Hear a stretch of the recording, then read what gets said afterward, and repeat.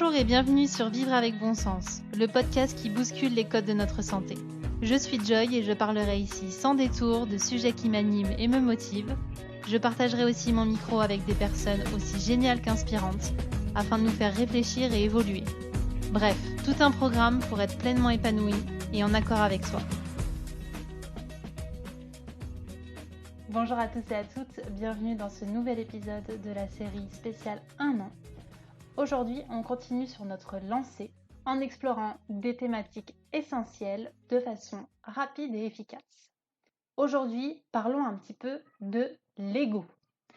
Tout simplement parce que l'ego est essentiel à comprendre si vous voulez avoir une vie épanouissante, pleine de santé, pleine de sens. Si vous voulez aller dans cette direction du développement personnel. Et oui, parce que l'ego, c'est un processus, c'est un petit personnage, peu importe comment vous l'appelez, qui va nous mettre des bâtons dans les roues et qui va nous faire croire tout un tas de choses qui ne sont pas la réalité. Souvent, on perçoit l'ego comme étant quelque chose qui nous fait croire au-dessus des autres, supérieur, avoir ce fameux gros melon. Eh bien, en fait, ce n'est pas que ça, l'ego.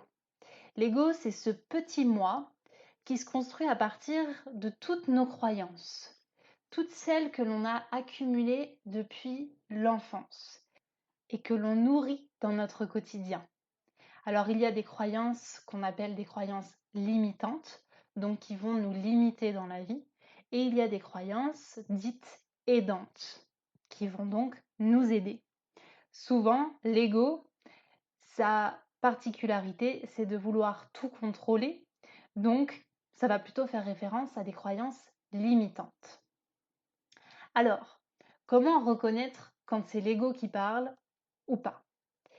Eh bien, il se manifeste de différentes manières. La première, c'est dans l'avoir. Le fait de posséder, le fait d'avoir des choses dernier cri, d'avoir toujours des choses à la mode, d'avoir un maximum de biens matériels. Le fait de posséder, l'ego adore ça. Donc si vous avez une tendance à acheter de façon compulsive, eh bien posez-vous la question, ne serait-ce pas mon ego qui a envie que j'ai tout un tas de chaussures, tout un tas de robes, de livres, etc. Et plus vous allez posséder, plus vous allez nourrir votre ego. Ensuite, la seconde façon dont il se manifeste, c'est en faisant. L'ego croit que si on fait plein de choses, on sera reconnu comme étant quelqu'un. Et donc, en faisant plein de choses, on fait croire aux gens qui nous entourent qu'on est surbooké. N'avez-vous jamais entendu quelqu'un dire « Ah, je suis complètement sous l'eau, mon planning, il est totalement booké ?» Eh bien, généralement, ça, c'est l'ego qui parle. Que le fait de montrer et de dire que vous avez un planning hyper rempli et que vous êtes débordé, eh bien, ça montre que vous êtes quelqu'un d'important, quelqu'un peut-être même d'intéressant. Et donc là, l'ego se régale. Ensuite, troisième forme, c'est par rapport aux autres. L'ego croit ce que pensent les autres de lui. Ce qui le pousse, en fait, à vouloir tout faire parfaitement, à vouloir satisfaire tout le monde et évidemment à refuser qu'on le critique. Alors, j'aimerais m'arrêter sur cette troisième façon dont l'ego se manifeste et vous rappeler un point essentiel. Vous ne pourrez pas satisfaire les 7 milliards de personnes que nous sommes sur Terre. La critique sera inévitable et la critique sera constructive. Mais s'il vous plaît, remarquez lorsque c'est votre ego qui parle et lorsque c'est votre ego qui vous pousse à toujours faire les choses à la perfection et qui vous épuise. L'ego adore ça. L'ego adore se nourrir du regard des autres et se dire que si on ne va pas au bout des choses, c'est qu'on est nul, c'est qu'on n'a pas assez bien fait, c'est qu'on n'a pas suffisamment mis d'énergie dedans. Faites-le taire. L'ego ne doit pas gagner sur ça. Ça vous fait beaucoup trop souffrir de croire ce que les autres pensent de vous, alors que leur pensée ne dépend que de leur réalité. C'était la petite aparté sur les autres. Ensuite, le quatrième point, c'est celui dont j'ai parlé au tout début, qui ressort quand on parle de l'ego, c'est le fait de se sentir séparé, de se sentir à part, plus grand que tout le monde. L'ego pense qu'il est séparé de tout, de la nature, de la planète, des gens, qu'il est totalement à part, au-dessus. Et justement, sur ce point, pour faire un lien avec l'alimentation dont je vous parlais dans les premiers épisodes de cette série, et bien souvent, les gens que je rencontre me disent non mais moi manger sainement c'est pas pour moi j'ai une super alimentation qui me convient très bien, j'ai pas besoin de manger des graines, j'ai pas besoin de faire mon pain au levain, etc. Les clichés que l'on entend d'habitude, et bien là c'est l'ego qui parle. Pour la simple et bonne raison que ces personnes se pensent à part, se pensent différentes et pensent que leur santé ne mérite pas qu'on en prenne soin. Tout comme les personnes qui pensent que prendre soin de la planète, de la nature, ce n'est pas pour eux. Comme s'ils étaient hors de ce système, alors qu'on est totalement connecté et relié à la nature. Je vous rappelle simplement que sans nature, on ne peut pas se nourrir, on ne peut pas respirer, on ne peut pas vivre. Alors la personne qui se croit au-dessus de tout ça, qui se croit à part de tout ça, hors de tout ça, eh bien, c'est son ego qui parle. Évidemment, l'ego souhaite contrôler l'alimentation. Et l'ego n'aime pas qu'on lui dise quoi faire. Posez-vous la question quand vous vous sentez à part, quand vous avez l'impression d'être différent, peut-être même parfois d'être au-dessus des gens et de prendre les gens un petit peu de haut. Est-ce que c'est pas l'ego qui parle?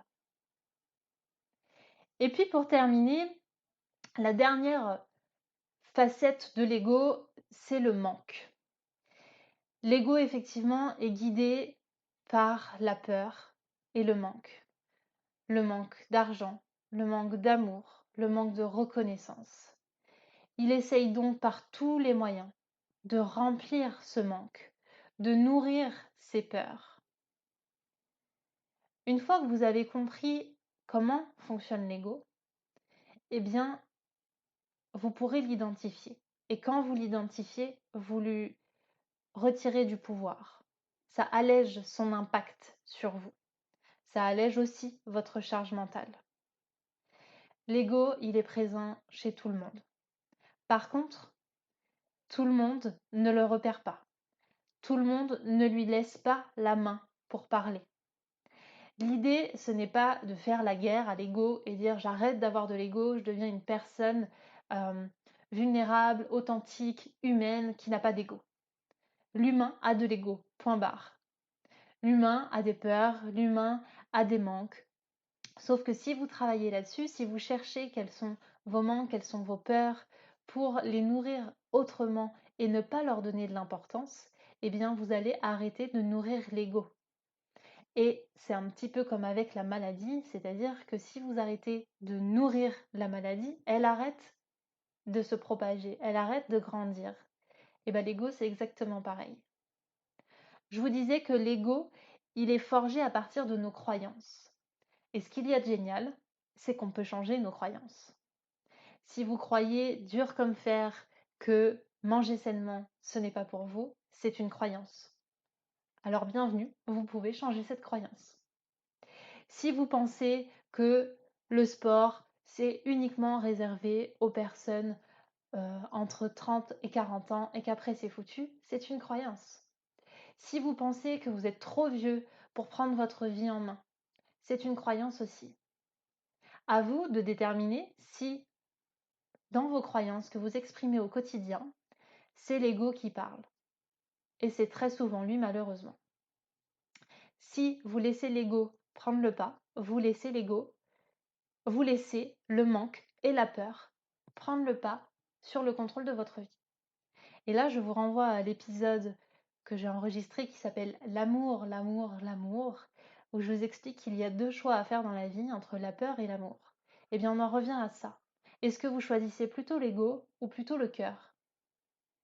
Parce que oui, face à l'ego, il y a cette humanité, ce cœur qui parle, qui bat, qui a des envies profondes, qui lui n'a pas peur, qui lui n'a pas de manque, qui lui a envie de vivre et de se remplir de vie plutôt que de peur ou de manque, qui lui ne veut pas posséder à outrance, il veut juste vivre, partager, échanger.